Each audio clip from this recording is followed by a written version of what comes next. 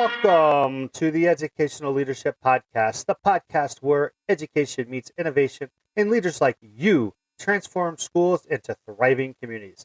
Join us as we guide you through the ever-evolving world of educational leadership, from strategies that inspire your staff to insights that shape your students' futures. We're here to sharpen your skills, amplify your talents, and ignite your impact. So grab your coffee, a notebook, and most importantly, your growth mindset as we embark on a journey to redefine what it means to lead with purpose and passion.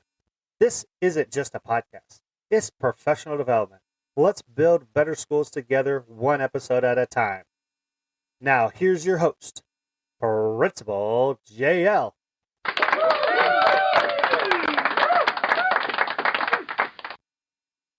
Today, I am honored to be joined by Bill Curry, the 2025 Nebraska Middle School Principal of the Year.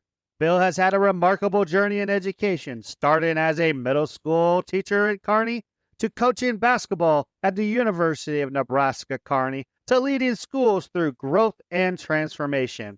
He is currently the principal at Boone Central Middle School, where he and his team are making big impacts on students' lives through what they call the Cardinal Way.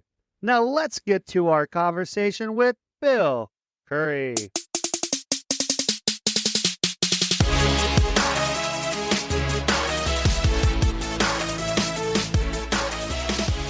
Welcome back, everybody, to another episode of the Educational Leadership Podcast.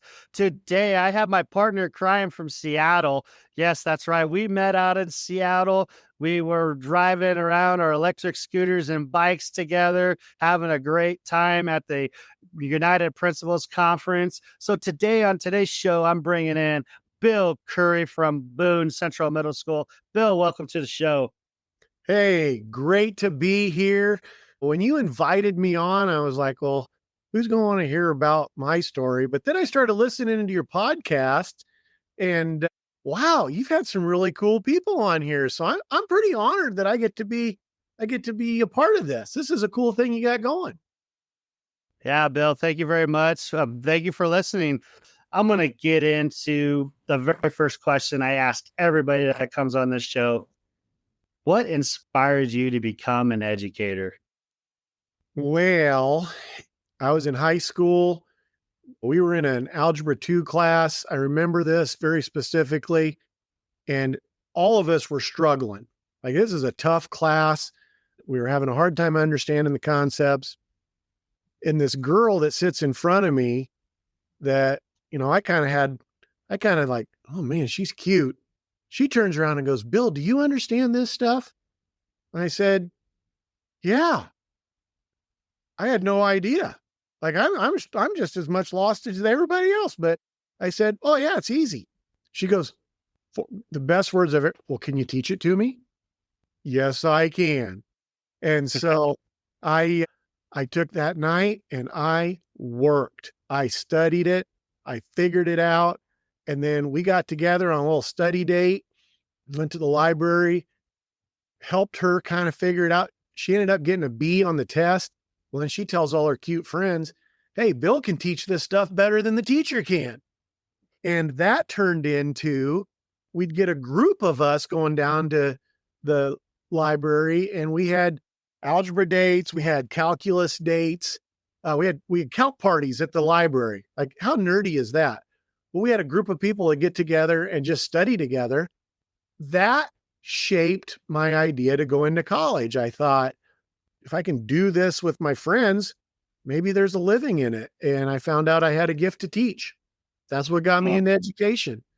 And I've loved it. Like, I've just found a niche and I feel like I'm making a difference.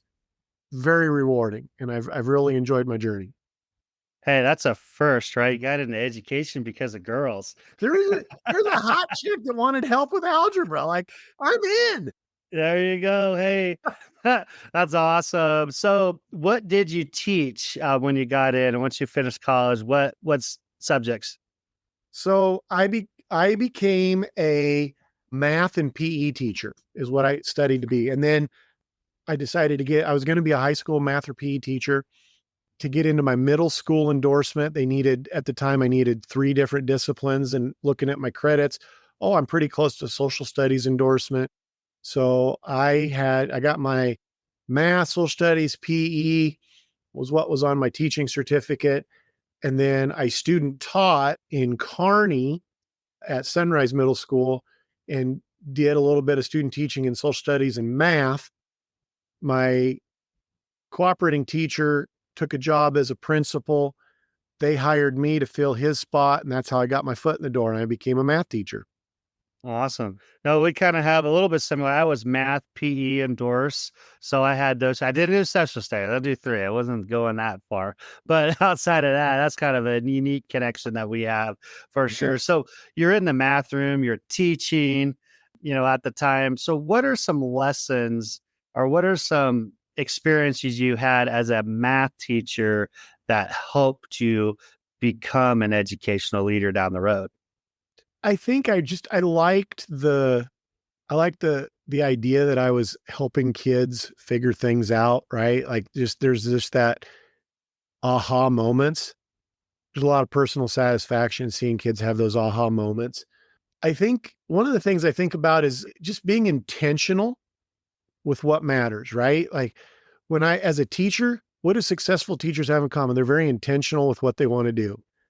And when you see those connections you're making with kids, I don't care if it's teaching, if it's coaching, if it's administration, being intentional with what matters, being a good listener, being empathetic, being able to give support, those things make a difference. That is very rewarding. Now, you also did some coaching. I understand you were a basketball coach. So coaching, how did that help you? What are some things you learned as a coach as well to help you with your leadership? So just how do you go from being a 8th grade math teacher to being the assistant women's basketball coach in UNK for a couple years? What a journey, right? Like I'd like to say that they saw my expertise in coaching 3rd grade or teaching C team girls basketball. And then, no, all of a sudden, but just connections. It was, my connections with Coach Stevens at the time, who was the head coach there. I did get to do a little bit of coaching. Funny story. My last year at UNK, we had a graduate assistant, Amy Gusso, and who is now Amy Williams, who is our head women's basketball coach for the Huskers. And so my story is at one point in my life, we shared an office in the bottom of the Health and Sports Center at UNK. And I actually had the bigger desk because she was the GA. She went on to fame and fortune and is having a fantastic run for the Huskers. I went a different direction. I coached junior high girls and got myself into school administration. But you know what? When you're around highly driven people, when you're around people who do things at a high level, they can get frustrated with the status quo. And as a leader, I've got some highly motivated, highly successful teachers. What am I doing to support them and helping them become even better? Like those are the teachers that it's easy to forget about, right? Like, oh, they're good. They're doing what they're supposed to do. I don't have to worry about them. No, it's not about worrying about them or not worrying about them. These are people that are very good at their craft. What can I do to bring them more joy? Or what can I do to support them and help them become even better? And that's what I really enjoy about leadership right now. It's not about who needs the help. It's about what can I do for everybody and how can I be that support person for the people that I work with. You bet. That's probably why you're probably middle school principal of the year as well, right? So no. I think you help support your teachers. I may have taken all the other applications and thrown them in the trash. So mine might have been the only one that made it across the table. No, I bet you. I'm pretty sure you had some people supporting you along the way as well. But you talk about supporting teacher, especially the teachers that are really good, right? What can you do to help them? It's just like in the classroom where you have a kid that's like excelling, how do you push them to become better? You do the same thing with teachers. Yeah, we spend some time with our, novice teachers and helping them and supporting them, but we can't forget about our seasoned teachers and how do we support them, because they're the rock stars, and we also don't want to put more on their plate than they need just because they're good. So that's another thing you got to think about when you're talking about those rock star teachers. We don't want to burn them out. We want to keep them. We want to make sure they stay, right? Why are we giving 90% of our work to the 10% of our teachers? The great ones are highly like, oh, we need somebody on the school improvement team. Oh, let's put that on their plate. Oh, we need somebody on an MTSS team. Let's ask them, because they're going to do a good job. But like you said, I think that's a great point. We don't want to put more on their plate. What are we doing as leaders to help them be successful? That's a shift in our approach to leadership that I think is creating some really cool opportunities that we're having here. And when you think about schools that are successful, listening to some of the educators and leaders that you have on your podcast, I hear a common thread about that support that you're trying to give the people that you work with. You bet. You went from math teacher to, coaching basketball, and we kind of got into some of your principalship a little bit, but do you have a story of what motivated you to pursue becoming a principal? What was that journey like for you, going from the classroom into your first principal job? Yeah, that's a great question. After coaching at UNK, I got a job as a math teacher at Cardinal Middle School in Lincoln. It was kind of an inner city middle school, 52nd and Vine. Was there for 5 years or so. Loved that job. Like, those kids, there was just a different level of need and really felt like you're making a difference. But teaching there, I had several of my colleagues, they just conversations you have in the hallways and stuff. Well, gosh, are you going to get your admin degree? And there was just some people that I respected as teachers. Some of the principals I worked with, they thought I'd do well in that role. Hey, have you thought about going back and getting your admin? So that peer encouragement, when your colleagues recognize some things, that some of your skill sets that maybe would be successful in an area, you listen to that, right? If I didn't have those people telling me, hey man, you should think about this, I'm not sure if I'd had the courage to take that jump. I did. When I was at UNK, I thought, maybe leadership's in my future, because I had a personal desire to kind of have a bigger footprint on what I could do to positively influence people around me. As a teacher, I had a lot of influence on my classroom. As a principal, I have a lot of influence on all the classrooms in my building. That's a bigger footprint. That was something I wanted to do. And now as a principal, I've been a principal for 19 years. I get to do that. But it was that reaffirming. And I think for people getting into the business, I think you need to be listening for when people that you respect, people you trust, the mentors in your life, when they're saying things like, wow, you're a really good listener, or, man, I just appreciate how you approach these tough situations. You should think about this. When people are saying those things, you need to listen, because they're seeing something in you. And that was enough for me to make that jump. Stay with us. We'll be right back. This podcast is a proud member of the Teach Better Podcast Network. Better today, better tomorrow, and the podcast to get you there.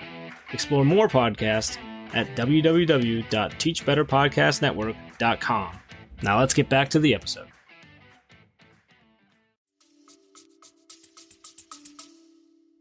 All right. That's a great story. Yeah. When people see things in you that you don't maybe see in yourself at the time, and you just get a lot of validation. So that's really a really neat story there, Bill. Now, Bill, you decided, hey, I'm going to go become a principal. What was the journey like? Did you have to do a bunch of interviews? Did you get denied a bunch of jobs. Like, how did you land on that first principalship at Shelby and Rising City? Gosh, that was a great question. I remember that. I remember back then, we kind of were trying to figure out where we wanted to be. We didn't know what that was going to look like. We prayed about it, but my job in Shelby, it was the first job I applied for. It was the first interview I had, and I got it. It's not supposed to be that easy, but I'll tell you a secret. And those of you that are listening to this podcast, I'm going to give you a cheat code to get your first job. Can I do that? Is that okay if I do this? Yeah, go ahead. Okay, listen up. This is a cheat code on how to get your foot in the door. During my interview at Shelby, it's a small school, right? D1 size school. They're asking me questions about leadership and being a principal. Well, then they get to the other duties as assigned. Hey, I see you did some coaching in your day. Would you be willing to help us with some coaching? I said, yes. They said, hey, we need a senior class sponsor. Could you do that? I said, yes.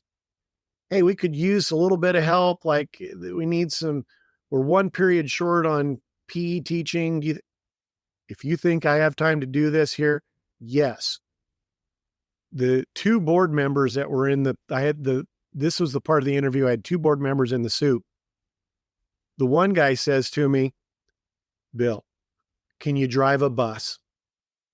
And they both looked at each other and laughed. And I said, well, I have my CDL. So if you need a substitute as a driver, I suppose I could go down and get my I could be a sub for you guys. I could get my bus endorsement and be a sub for you. They looked at each other. I really believe that I got the job because I said I was willing to drive a school bus. There's your cheat code. Like, be willing to do the things that other people aren't willing to do. Get your foot in the door and then be faithful with the jobs that you need to do, right?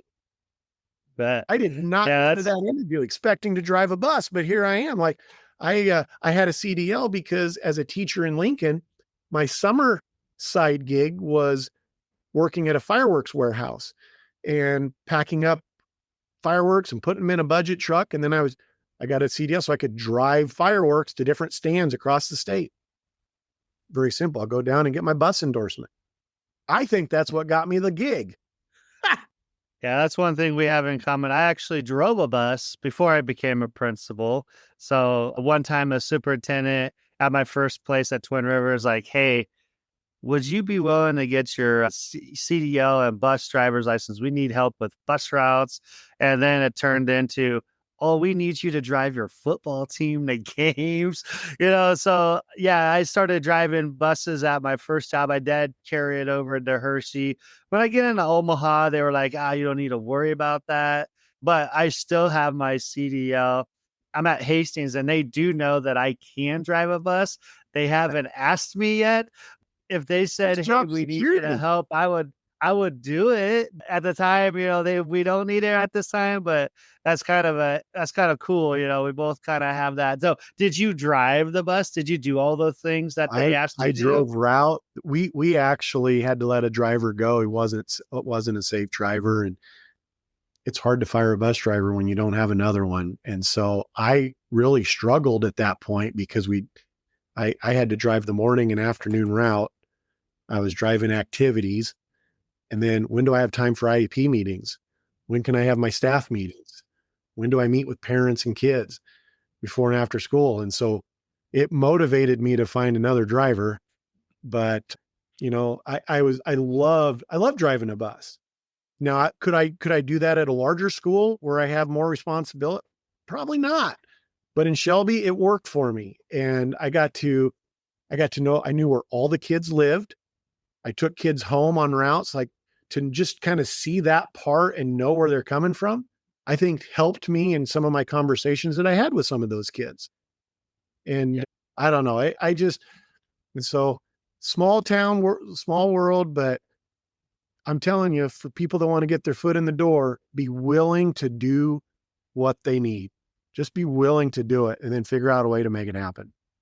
Bill, I want you to kind of take us through each stop on your principalship. You started in Shelby and you ended in Boone Central as their middle school principal. So kind of tell us, hey, what did you learn at your stops along the way that got you to Boone Central?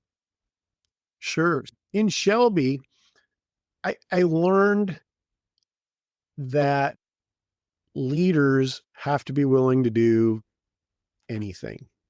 But I also learned you can't do everything, right? Oh, we need a sub. I'll jump in the classroom. Oh, we had a spill in the hallway. I got it. Oh, we need you to drive the volleyball team to Clarkson. Okay. I tried to take on too much, and it made it really, I wasn't being faithful with the things that mattered because I was trying to do so much. So I guess my first job, I learned a lot of different parts of school and how they operated and what everything needed. But I also learned you can't do everything for everybody. I also remember, we had a lot of successes in Shelby. There were a lot of highlights and I remember when I moved, or when I told my staff that I was taking another job, I was just looking in the room during my meeting, and the room was full of middle and high school teachers, and looking across the room, I've been there 12 years. And in 12 years, I think I'd hired everybody, but maybe 2 or 3 people in that room. Like those are the people we're working with. Like we're in the trenches day in, day out. The move to Boone was kind of bittersweet for me. I'm going to get just kind of real with you for a second. And my jump from Shelby to Shelby Rising City, great things happened there. I got to be a part of a merger. Like I got to help the community of Shelby and Rising City come together. We created or started a middle school, a small town middle school. We kept a building in Rising City. There were some really cool things that happened there. All those things. The year before I applied to Boone Central, I remember telling my superintendent, I'm just at a point where I feel like my best isn't good enough. And I was so burned out, not necessarily, but just, I was empty. My tank was empty. And I really did. I felt like my best, I'm giving this school my best. And I didn't feel like it was good enough. I didn't know what to do. I didn't know, like, am I going to be one of those statistics that, leaders don't last for very long? I started looking at, well, maybe education's not for me.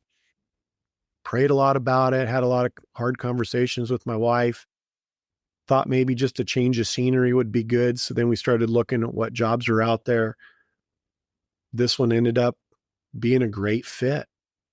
And then from going from feeling like your best isn't good enough to having a lot of successes and getting some really cool accolades and, building your network and feeling like you are making a difference. Wow. Like what a change. And so here in Boone at Boone Central, we've had our share of struggles too. Been here 6 years. This is our 5th superintendent. My first year here, we had COVID. My second year here, we moved a middle school from Petersburg that's been operating there for 20 years. The board decided to do a build, and we moved everything under one building. And so we closed down Petersburg Middle School, and brought it to Albion, and the emotions that went with that and the difficulties but to try to, for the good of the district, faced a lot of different things. Through that though, I've had a great administrative team. I love the people that I work with. I feel satisfaction and reward working with great teachers, great paras. I go in and have meals with the cooks, and I joke with them. I love the collegiality we have at Boone Central. Very rewarding. Like I could see myself wanting to be here for a long time because there's a great deal of satisfaction that's coming with how things are, what I have control over and what support I have with my colleagues and my teachers and my superintendent, all those kind of things. So I don't know what the next step is, but it was just an interesting jump. And, you go from teacher to college basketball to teacher to principal. And then it's not just me. It's my family. My kids had to move. My kids had to make new friends. They did. They're better for it. Just kind of an interesting journey. And here we are. And now I go from nobody knowing where Shelby is to talking to you and getting to be on a list of some pretty great administrative leaders that you've talked to on a podcast. It's crazy. It's kind of awesome how like everybody's journey, how we all cross paths. Bill, I'm pretty sure you were at Shelby Rising City when I was at Twin River. As I was at Twin River from 2007 through 2012. I was the head football coach there. And so we might have crossed paths, not even know it, but also living in Genoa is not far from Albion either. So yeah, we had our battles. Twin River and Shelby. There were some good games. You bet. Yeah. Well, yeah, I remember coaching up in that cracker box of a gym, and I just remember some battles on the football field. And that was good stuff.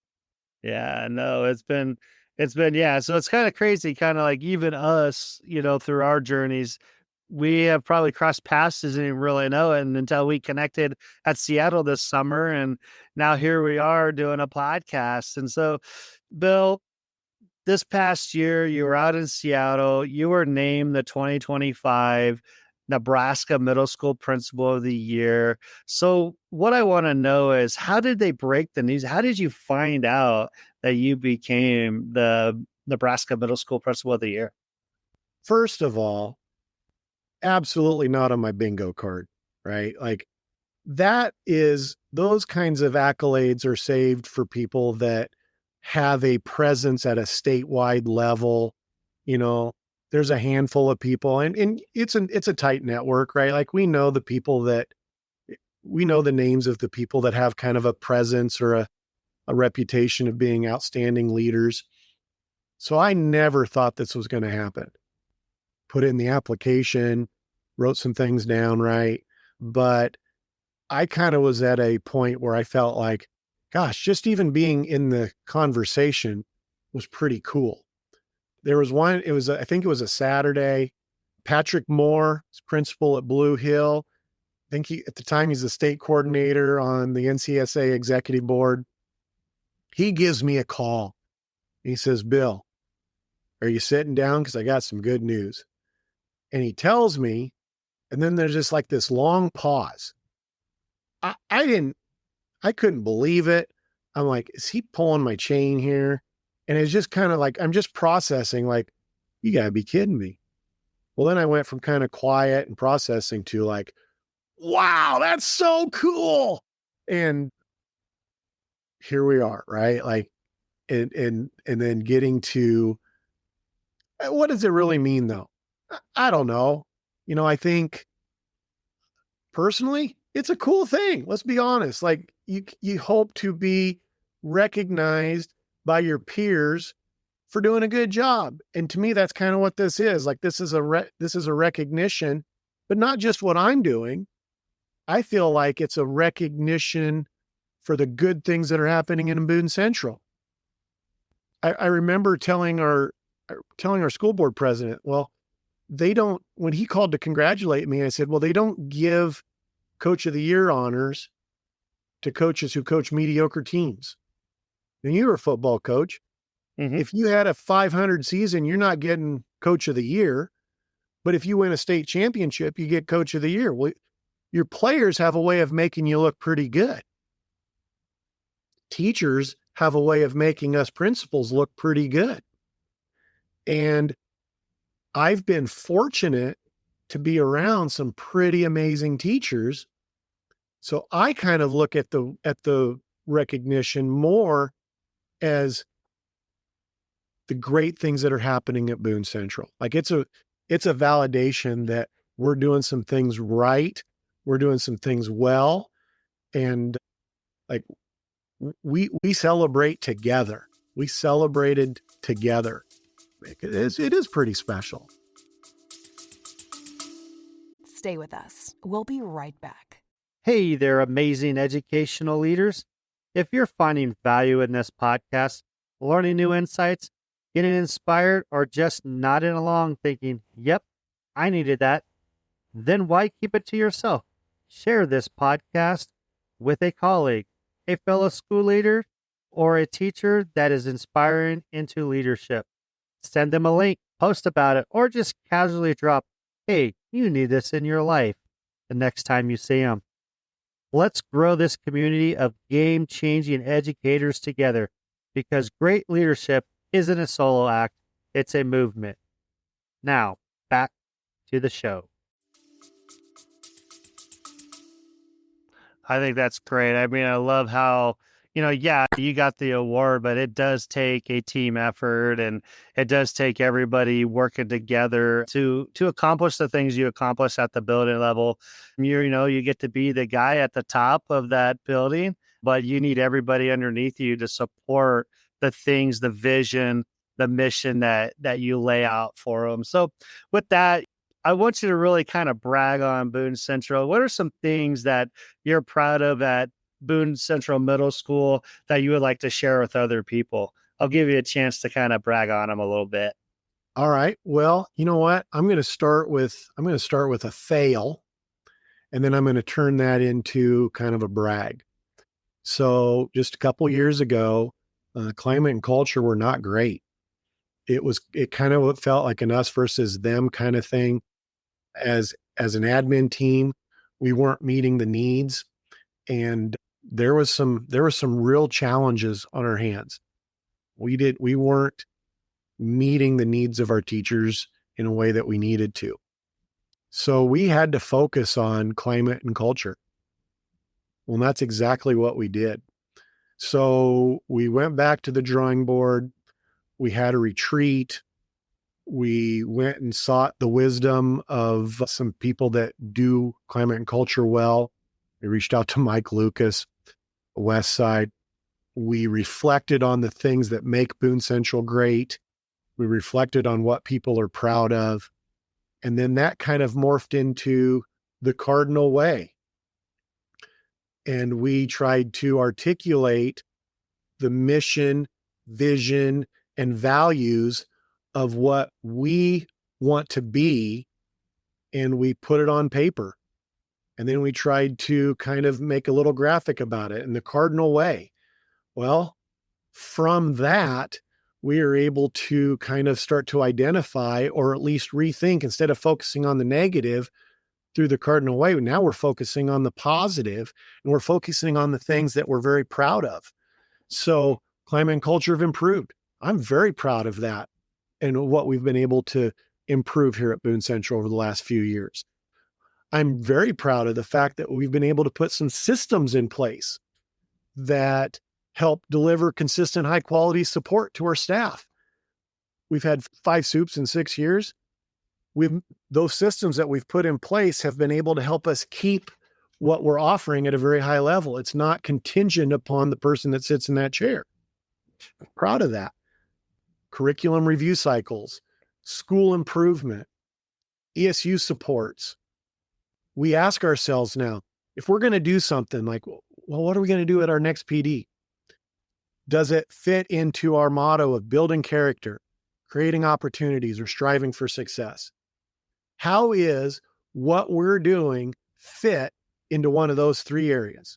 If it's not building character, if it's not creating opportunities, and if it's not striving for success, then the answer is no, we're not going to do it. And that has helped us kind of hone in to try not to be everything for everybody, but to really dive into what's important. Well, now our scope is narrowed up a little bit. We're doing a better job with what we need to do. We like our motto. Building character starts with B. Creating opportunities start with C, and striving for success is S. So BCS. Boone Central Schools, building, creating, striving. It's kind of a lettering thing, but that's who we are. That's who we are. And I'm proud of those things. Let's be honest. Our NSCAS scores have been consistently high, even when we've had some various class dynamics that would make it difficult. Very proud of that. I'm going to brag on our counselor, Mrs. Nelson.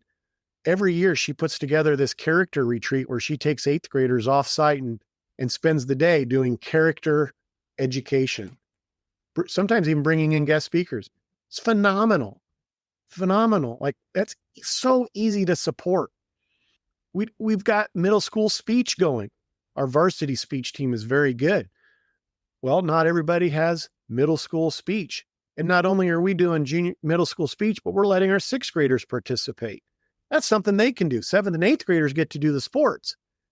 6th graders are looking at, well, what can we do? You can go out for speech.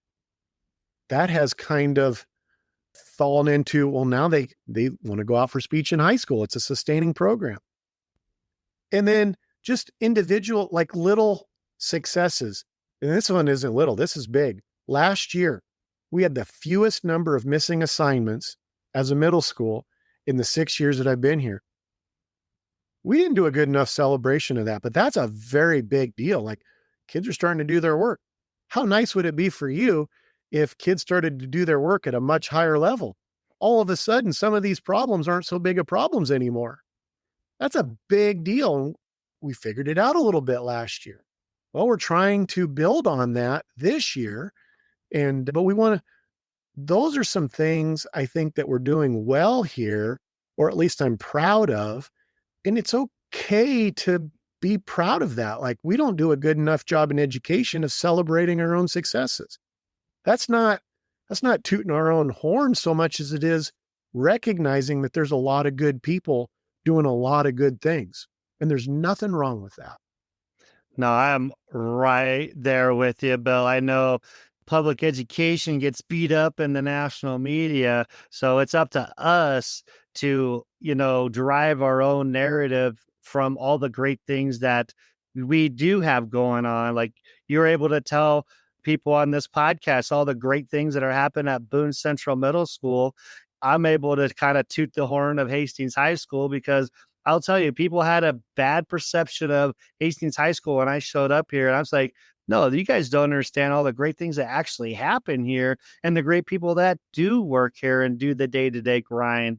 And I see those things. I want to celebrate. I want people to know those things, get it out there so people can see all the great things. Guess what? Over the last 3 years, now going to my 4th year here, the perception of Hastings High has changed. It's flipped. And it all comes down to, controlling your narrative and showing and celebrating the great things that are happening, because people see the negatives and they dwell on that. But then when you just blitz them with all these positive things, they're like, when the negative thing comes up, you have too many positive things to counteract some of those things. So I think that's great that you got some great things going. I think creating systems is important. You kind of talk about that a little bit, but I also believe you can't get to academic success without the culture being right.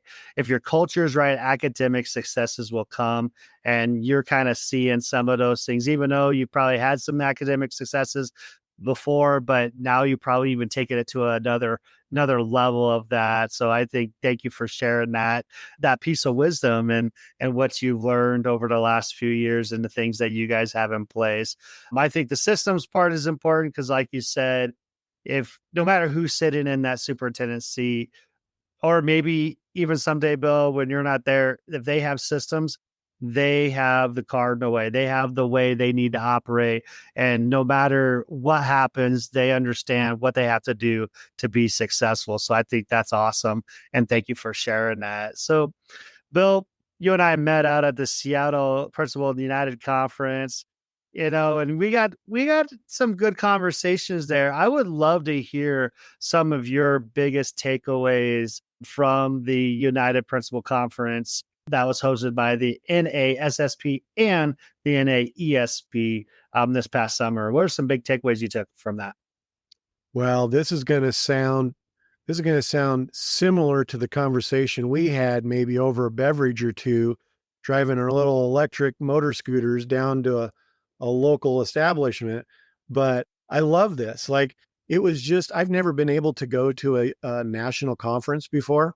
So being able to do that was kind of a special thing for me.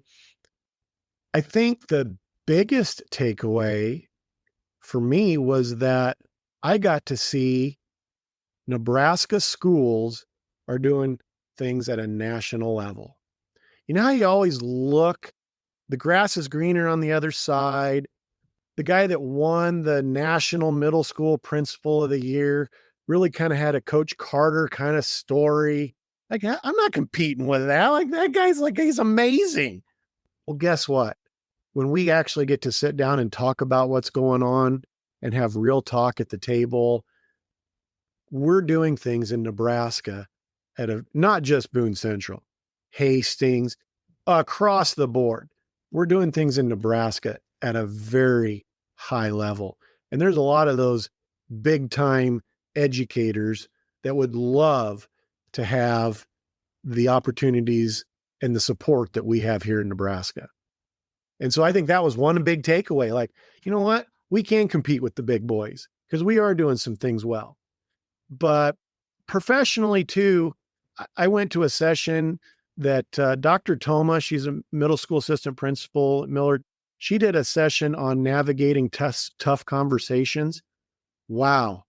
I'm telling you, if you could get her on your podcast, she brought it, and she has some great perspective. I got a lot out of that, thinking about situational versus systemic conversations, thinking about how we need to be an ally for all kids. And then in those tough conversations, understanding perspective. Wow. Like, okay, this isn't I'm right, you're wrong.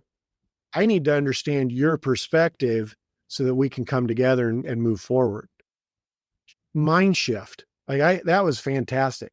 And then I guess the other one that stuck out for me, Jim Knight, big name in education, been around for a long time, wrote in a lot of books, got to listen to him in person. And here's what he said. Engagement is the number one reason kids stop coming to school. They disengage physically, emotionally, and cognitively.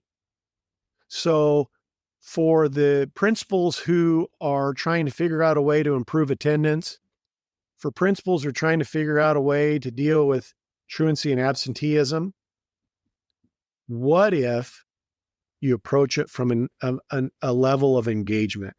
How do we engage these kids? How do we get these kids to feel engaged? How do we get them to plug in and want to be here? And then let's see if that doesn't take care of itself. So I found that fascinating. You know, he went on to talk about instructional coaching and some other things and the effect size that has on what we're doing. But I just loved that idea because I'm a big engagement guy. When I do walkthroughs, I talk about engagement. When I do my observations, it's all about engagement. How are you engaging kids? How are we engaging each other? Because I feel like you do that well, everything else kind of falls into place. But then to hear Jim Knight talk about, well, that's actually the reason kids don't want to come to school because they don't feel engaged. Oh, that was a good takeaway for me. So there are a couple things aside from finding this goofy looking guy in a Nebraska t-shirt, just walking around all by himself, looked lost, borderline homeless, felt sorry for him, but he had a Nebraska t-shirt on. So I came up and said hi.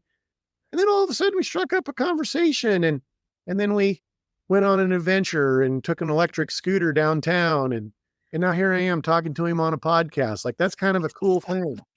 Well, thanks for calling me homeless. I don't think I look that bad.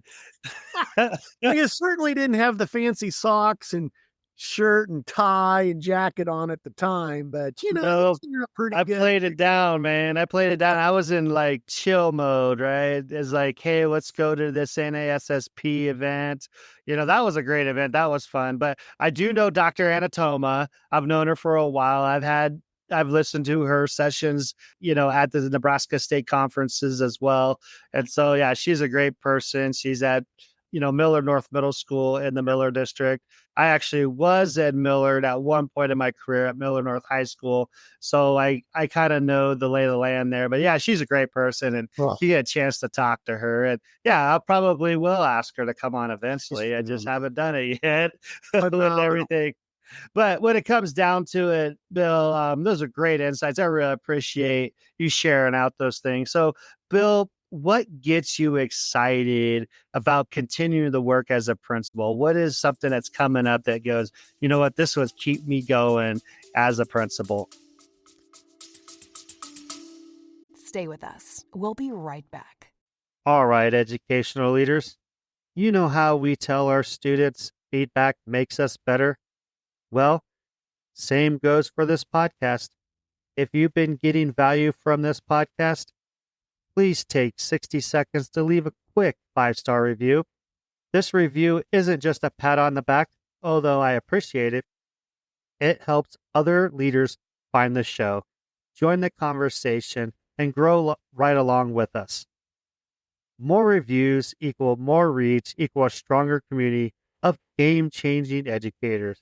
So hit that review button, drop a few words, and let's keep making educational leadership better together. Now, back to the show. You know, before I answer that, I'm going to say, if you make her the next person on your podcast, don't do that to me, man. Like, you gotta give a few, like, can you find kind of like a soft few people that, no, I'm just kidding. No, we're good. You did great. No, seriously though, what gets me excited to continue the work that we're doing? It's relationships, right? But that's not cliche. I love coming to work because I love connecting with kids. I genuinely enjoy building relationships with kids. I enjoy talking to the adults. I see myself as a support system for the people that I'm around. So because I feel supported, I have a great admin team. I look forward to having conversations with our admin team about doing things at a district level and challenging and encouraging each other. Like, I love the collegiality that we have at our middle school and our staff. It's a fun working environment. That gets me excited. You know, if I'm at a point where I feel like my good isn't good enough, yeah, it's kind of hard to get excited to come to work every day, right? But when you feel supported and you are supported and you're around great people, great things happen. And that's been true in my case. I've been lucky to be able to find great people when we need jobs. I've been fortunate to work with some pretty great people, and that leads to some great connections we have with kids. And I think that's probably the biggest thing that gets me excited to come into work, is just getting to have those conversations, relationship building, getting to know what makes them go, hearing their successes, and just being excited for them. And that makes you a good bus driver too. Like, just, hey, I heard you had a great game the other night. That's awesome. Like, celebrating in their successes. I love it. I love it. I love it. Those are all great things. A lot of those things I get excited for too. I love going to work. I love what I do. If there ever comes the times I'm not loving it, then it's probably time for me to step away. But I don't see that happening anytime soon for me as well. We've had a really great conversation, Bill. And so I want you to be able to impart some wisdom onto as people that might be thinking about becoming an administrator. So what would you tell people that are thinking about becoming a principal? What would you advise them on? What's some wisdom that you would give them? Well, I talk about all the things that are cool and the things I enjoy, but it's not all Pollyanna. We've got to have tough conversations. I don't always like the conversations I have with the kids in my office, right? Like, those are tough things to have happen. When you're dealing with difficult situations, we had to make a call to our school attorneys today. Like, not everything is great. You get through those things. So I'd say maybe just some thoughts. If you're thinking about being a leader, reflect on what your personal strengths are, and then use that to your advantage. If you're a relationship person, be a relationship leader. If you're a data-driven person, be a relational leader that uses data to make informed decisions. That's not a bad thing. Find your strengths, be intentional with leveraging those strengths to be who you are as a leader. And then you're going to find success. If you try to be somebody you're not, you're going to be disappointed. So I think think about your personal strengths. Think about how you can use those to be a great leader. I'd also say build your network of support. Like when you get that first job, who are 3 people you can call after hours if you need help? That's the start of your network, and then go from there. Think about, here was the other one. Think about who the mentors are in your life. You know, if you were coming to me saying, hey, I'm going to be a principal. If I told you, think about the mentors that are in your life, there's a few people that come to mind. Well, what were they to you, and what did they do differently than other people in your life? Well, they took a real interest in me. They seemed to care what I had to say. Oh, be that in your first job. Reflect or think about the things that you liked about those mentors, which will shape the way you are as a leader. Those traits, those relationship building characteristics, the things that made you a great teacher, the things that you aspire to be in the mentors that were in your life, that carries over to administration. Yeah, there's the tough conversations. There's the not so fun stuff. There is a higher burnout in administration because it's hard. We're not always supported as leaders, but you can be successful if you know who you are, you have a network of support, and you try to reflect the things that worked for you and the leaders that you respected, and try to become that. That will help you in your process to being successful. I have no doubt about it. It's worked for us. Yeah, I love it. I mean, for me, I learned from the people that that were in leadership positions. I took things from them. And I always say, like, if I could take this from this person, and apply those things, that's going to help me become better. But yet I am who I am. I am my authentic self, and I'm not going to change who I am. But at the same time, I learn from other people like Bill. I'm sitting here learning from you right now. And so there's some things like, right on. There's some things maybe I can think about getting better as well. So I really appreciate, the insights there. And like you said, this is a tough job, but we also got to look at finding the joy in the job, finding the joy in what we do. And that's something I talk to my staff about, like, hey, this job's not easy. It's tough sometimes. So let's find the joy in what we do, and let's attack each day in a way that we're trying to help kids and do what's best for kids. So those are some things that, I've talked to my staff about, and just just a mindset that we try to have here at Hastings High School, as well as other schools do the same stuff. So, we don't want to reinvent wheels. We want to take from other people and apply those things, because when you do the things that other great people in this position do, you're going to be successful at it. And so I think those are some great takeaways, Bill. So, Bill, it's been a great conversation. If people wanted to connect with you, how could they do that? Well, they could sign up for my bus driving class. Learn to be a bus driver. I teach classes for the Nebraska Safety Center. I'm trying to help districts meet the needs they have for van and bus drivers. So take my class and become a bus driver. No, actually, I don't have a very strong media presence. That's an area of growth that I need to do a better job at. They can email me. I am on Twitter, X, at Mr. Bill Curry. I listen and follow a lot of educational things. I don't post a lot of stuff. I'm a taker, not a giver. So this has been a step out for me a little bit, but you know what? When you asked me to do this, I thought to myself, I remember conversations I have with kids. You tell kids, who do you want to be?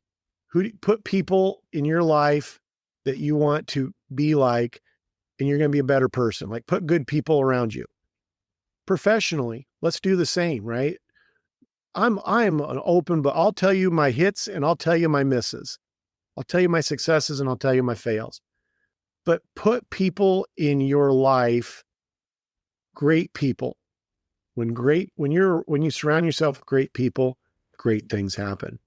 And yeah, you can follow me, you can email me. I'm not sure you're going to get anything more than you can listen to the Principal JL podcast, right? You bet. There's a lot of ways there, but this has been great. We've been talking for almost an hour. It doesn't feel like it. It just feels like one of those conversations we had over a beverage in Seattle. And man, it's just what a cool thing. I just appreciate this connection and wish you much success this year. Wish you and your listeners have a great, great year. Awesome. Well, Bill, hey, I appreciate you being on the show, and I'll get your information in the show notes so people can connect with you. If you would like, I'll put down the information about becoming a bus driver in the episode too, as well. So that's, what I could do for you to try to help, maybe create some more bus drivers in the state of Nebraska. So, hey, Bill, it was great having you on the show. I appreciate everything. I will talk to you down the road. Have a great evening. You too. Thanks for having me on. What a great conversation with Bill Curry. It is clear that his leadership, dedication to building a positive school culture has transcended through his staff and students. If this episode resonates with you, please share it with someone who needs to hear it. And don't forget to subscribe to the podcast on your favorite podcast platform so you won't miss another powerful episode to fill up your cup. Until next time, be curious and 1% better.